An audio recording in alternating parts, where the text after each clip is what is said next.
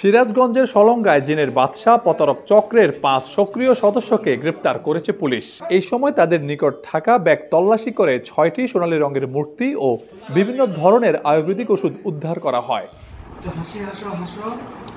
প্রাথমিক তদন্তে জানা যায়, আসামিরা জিনের বাদশা প্রতারক চক্রের সক্রিয় সদস্য। তারা বিভিন্ন জেলার গ্রামগঞ্জের সহজ সরল মানুষদের গুপ্তধন পাইয়ে দেওয়ার প্রলোভন দেখিয়ে অর্থ হাতিয়ে নিয়ে থাকে। সলঙ্গা থানা পুলিশের একটি আভিযানিক দল হাটিকুমরুল এলাকায় অভিযান পরিচালনা করে।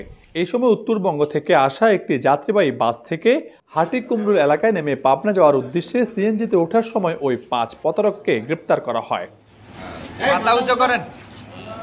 শনিবার বিকেলে অতিরিক্ত পুলিশ সুপার বিনয় কুমার ও সলঙ্গা থানা অফিসার ইনচার্জ এনামুল হক এক প্রেস বিজ্ঞপ্তির মাধ্যমে এই তথ্য নিশ্চিত করেছেন।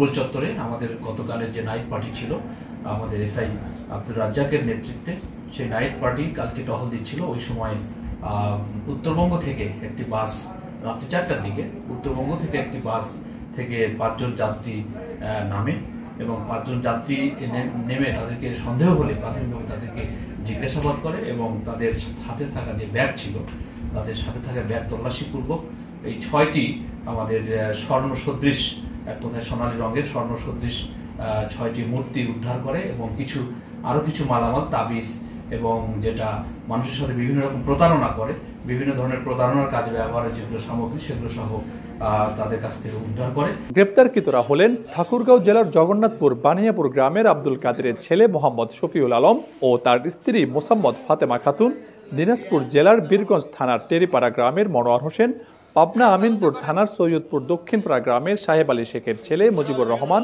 ও বন্দে আলী সর্দারের ছেলে আকাশ সর্দার।